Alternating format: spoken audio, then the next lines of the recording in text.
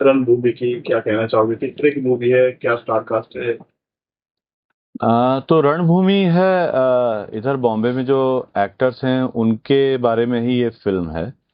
कैसे वो लोग स्ट्रगल करते हैं, कैसे सरवाइव करते हैं और कैसे ऑडिशंस दे दे के किन मुश्किलों से उन लोगों को काम मिलता है, ये होता है, और कैसे उनके हाथ से काम चला भी जाता है। तो it is all about the struggle actors का जो है।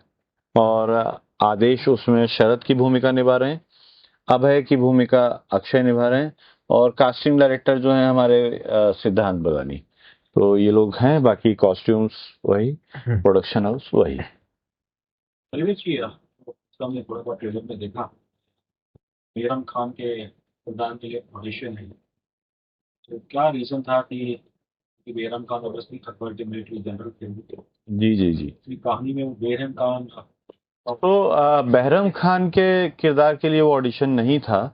वो ऑडिशन अक्षय जो हैं, जिन्होंने अभय का कैरेक्टर निभाया है, ये महाराणा का ऑडिशन दे के आए हैं।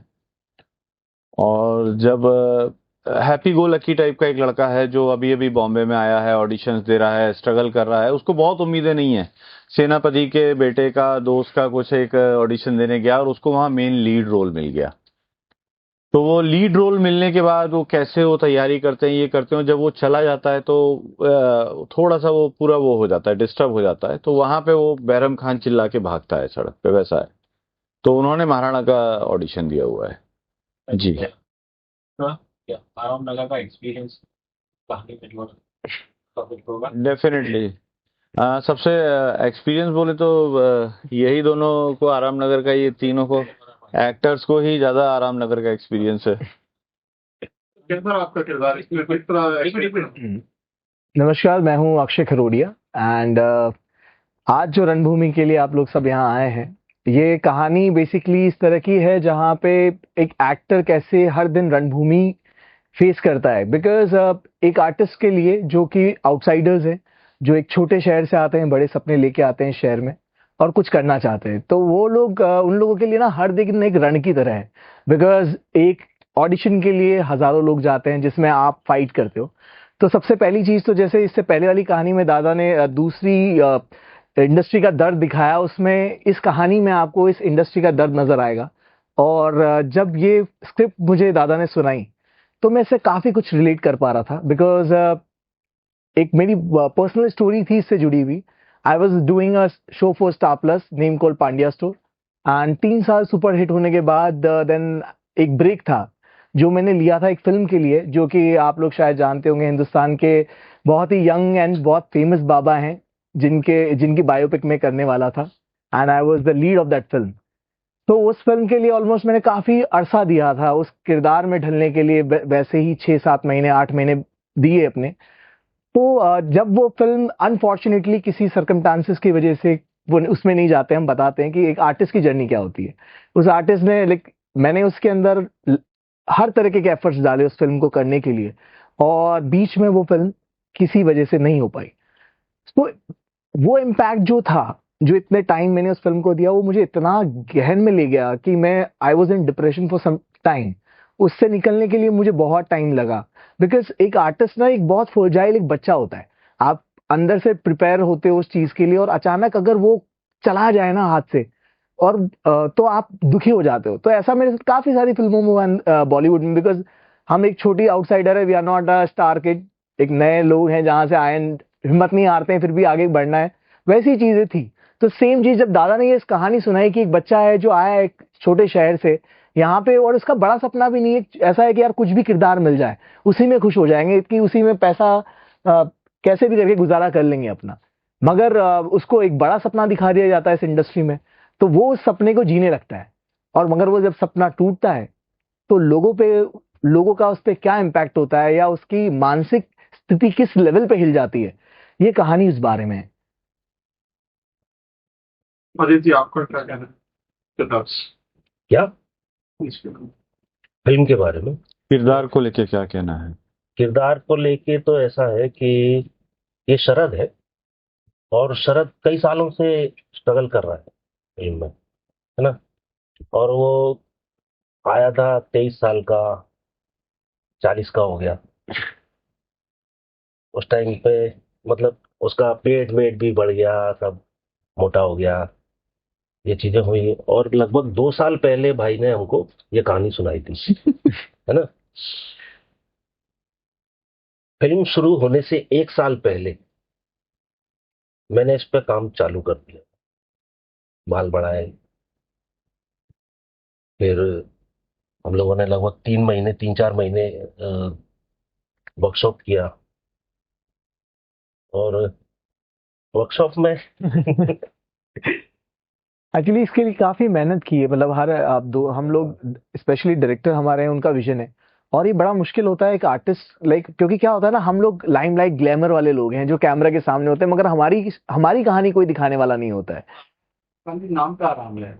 आराम का आराम है ही नहीं वहां, तो दैट्स मैं बोलना चाहूंगा उसका नाम वैसे लेना नहीं चाहिए। इट्स लाइक एवरीडे नगर, जहाँ पे आपको हर दिन जाना होता है और हर दिन आपको उन गलियों में घूमना होता है।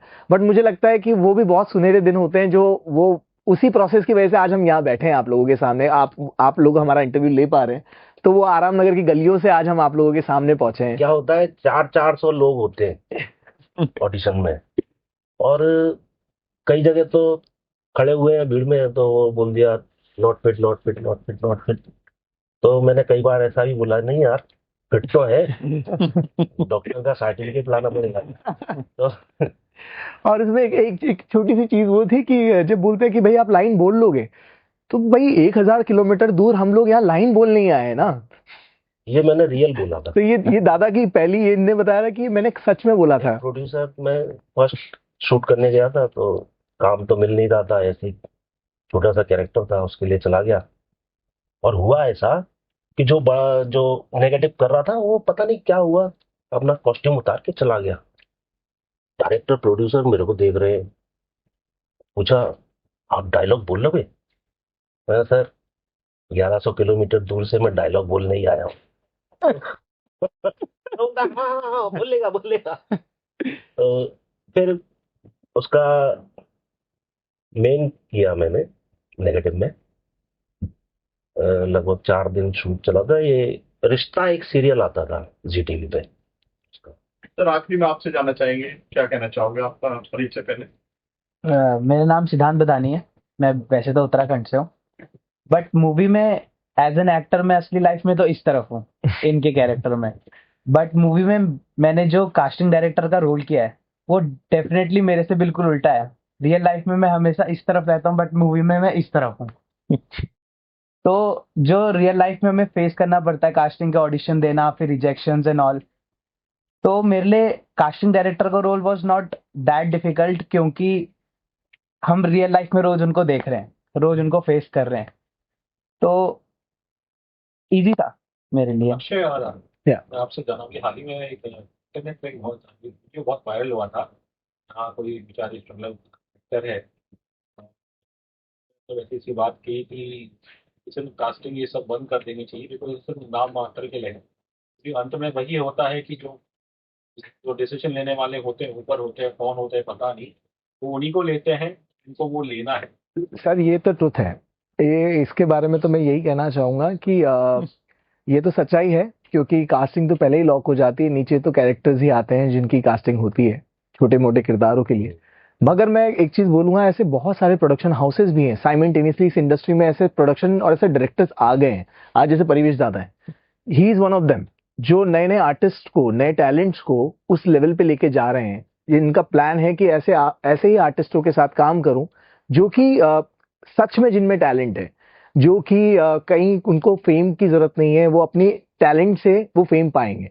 दो तरीका होता है। तो मुझे ऐसा लगता है कि ऐसा नहीं है कि हमारी इंडस्ट्री में ओनली लूप होल्स हैं जहाँ पे आप ये कहें कि यार बुरा ही बुरा है, नहीं। आज के टाइम पे आप देखिए कितने सारे कलाकारों को मौका मिल रहा है, चाहे वो थिएटर के हों, चाहे एनएसडी के पास आउट्स हो, या फिर अलग अलग जगह के किरदार हो, जो आ रहे हैं इस शहर में और उनको काम मिल रहा है। तो ये इंडस्ट्री ने बहुत लोगों को काम दिया है, और अभी एक नया डिपार्टमेंट और आ गया, अभी वर्टिकल सीरीज आ गई है, कोई डिफरेंट डिफरेंट सीरीज शुरू हो गई है। तो मुझे ऐसा लगता है इस इंडस्ट्री में काम करने वालों की कमी है, काम की कमी नहीं है। काम बहुत है, अगर आप मेहनत से लगे रहोगे तो डेफिनेटली आपको कहीं ना कहीं वो उम्मीद मिलेगी और वो काम मिलेगा, और वो लोग अपने आप आपको मिलेंगे जो आपको वहां तक लेके जाएंगे। आगे सवाल सर आपसे परवेज जी, एआई का भी जमाना आ गया है और कलाकार को भी साइड किया जा रहा है, वो आर्टिस्ट की बात होती है। ये फिर आगे आर्टिस्ट के पेट पे लात मार रहे हो आप। ये हाँ हो गया। बननी स्टार्ट हो गई है, बट मेरा उतना इंटरेस्ट नहीं है बहुत ज़्यादा। एआई के अपने एक लिमिटेशंस है। मुझे लगता है क्रिएटिविटी वाला जितना काम है वो जो एक ह्यूमन माइंड है वो जितने अच्छे से कर सकता है वो एआई नहीं कर सकता। एआई से आप चीज़ों को अलग तरीके से आप उसको यूज़ कर सकते हैं, और बहुत लोग बहुत अच्छे से स्मार्टली उसको यूज़ कर भी रहे हैं। जैसे राइटर एक स्टोरी लिखता है तो अब उसको बहुत सारा टाइप करने की ज़रूरत नहीं है, वो सिर्फ बोल देता है, कमांड देता है, पूरा स्टोरी उसमें कॉपी पेस्ट करेगा तो सारा फॉर्मेट आ जाता है उसमें बन के। तो आप किस तरह से उसको यूज़ करते हैं उसके ऊपर है। बाकी मुझे नहीं लगता कि ह्यूमंस को अभी कुछ समय तक तो रिप्लेस नहीं कर सकता, आएगा कुछ नहीं कर और सकता। एआई के लिए हम जो कमेंट कर रहे हैं, अगर साइमल्टेनियसली देखें एआई के साथ साथ अभी थिएटर की डिमांड कितनी बढ़ गई है। लोग अब थिएटर प्लेस कितने ज्यादा बढ़ गए हैं, कमर्शियलाइज होने लग गए हैं, लोग रियलिज्म की तरफ जा रहे हैं। तो जितना एआई की तरफ हमें मिल रहा है नए ऑप्शंस, वैसे ही हमारी तरफ नए दूसरी चीजें थिएटर्स भी खुल रही और उसकी तरफ रास्ते खुलते जा रहे हैं, अभी रियलिज्म की तरफ रास्ते खुल रहे हैं। प्रिया जहां से है, एजीपी वर्ल्ड, इन लोगों से बड़ा कोई प्रोडक्शन हाउस है नहीं अभी थिएटर का अपना इंडिया में। सबसे बड़ा प्ले भी देवदास इन लोगों ने ही बनाया है, बर्फ अपना सौरभ शुक्ला जी का, या अभी महेश मांजरेकर जी का एक प्ले इनका चल रहा है। तो इन लोग काफी थिएटर करते हैं और सारे कमर्शियल थिएटर हैं। तो दीज गाइज आर लाइक अच्छा एआई रन करने के लिए भी ह्यूमन चाहिए और हम कभी रिप्लेस नहीं होंगे, दैट फॉर श्योर। कमांड डालने के लिए कोई चाहिए। ठीक है सर, आपसे फिल्म लेट हो रही है, ठीक है, थैंक यू हाँ, सर। आप और पूछो सर, हाँ। कोई दिक्कत नहीं है। बेसिकली ये हम लोगों ने रखा क्वेश्चन आंसर्स के लिए ही है, बट अभी अनफॉर्चुनेटली कुछ लोगों को जल्दी जाना है तो हम पहले ये कर रहे हैं। बाकी कितना मुश्किल होता है शॉर्ट फिल्म के लिए प्रोड्यूसर होना। अरे बाप रे, दुखती रग पे आपने हाथ रख दिया है, अभी मैं उठ के रोने ही लगूंगा उठ के। नहीं देखिए, मैं आपको ये बताऊं, ये तो सच है कि शॉर्ट फिल्म्स के लिए प्रोड्यूसर्स बहुत मुश्किल से मिलते हैं। तो जैसे शॉर्ट फिल्म के लिए एक्टर्स पैशनेट चाहिए, डायरेक्टर पैशनेट चाहिए, वैसे ही प्रोड्यूसर भी आपको पैशनेट ही चाहिए, जिसको मालूम है कि भाई जो भी लगा रहा हो वापस नहीं आने वाला। क्योंकि शॉर्ट फिल्म्स आपको कमर्शियल वो तरह से रिटर्न्स देती नहीं है। बट ये फेस्टिवल में वो आर्टिस्ट जो होते हैं, आपके एक्टर्स को एक अच्छा रिकॉग्निशन मिलता है, डायरेक्टर है या प्रोडक्शन हाउस है, उस तरह से हमको एक वो मिलता है। बट हाँ, पैसा लगाने वाले अगर जो लोग हैं वो लोग बहुत सोच समझ के शॉर्ट फिल्म्स में वो करते हैं, बहुत मुश्किल होता है। But since my this thing, AGP के साथ मेरा बहुत पुराना ये है, बहुत साल हो गए एजीपी के साथ। मैंने अपनी पहली शॉर्ट फिल्म की थी ओनाक्यो बाबा, जो बर्लिन वगैरह और बहुत सारे फेस्टिवल्स में जिसने बहुत अच्छा किया था, पेरिस लंदन सब जगह। तो उन लोगों के साथ मैं काफी समय से कर रहा हूँ। अभी हम लोगों ने एक फ्रेंच फिल्म भी की जो 2 जगह हमारी नॉमिनेशन हुआ है, पेरिस और एलए लिफ्ट ऑफ में, 7 स्टेप्स ऑफ शिवा। तो वो हमारी ऑलरेडी फेस्टिवल्स में अभी गई है, और अब बस ये स्क्रीनिंग के बाद ये लोग ये वाली फिल्म्स भी करना चालू कर देंगे। क्योंकि आई थिंक एजीपी के जो ऑफिशियल है वो बता सकते हैं कि are you trying to pitch these two short films to OTT? Yes, definitely. So our target is that we, you know, so AGP World basically has been in mostly in theaters from last 25 years. But then lockdown happened, theater was all shut. We had to evolve around it. So that time we came up with the idea with short films because everyone was sitting inside home and trying to spend time on OTT series because that time only the OTT series also picked up.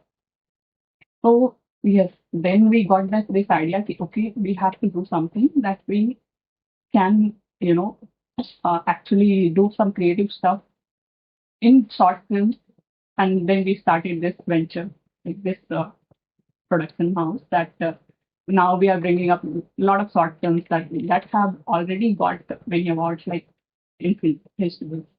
We have represented internationally, and it has got a lot of recognitions. Now we are targeting that to bring it to OTT out. Thank you. Yep.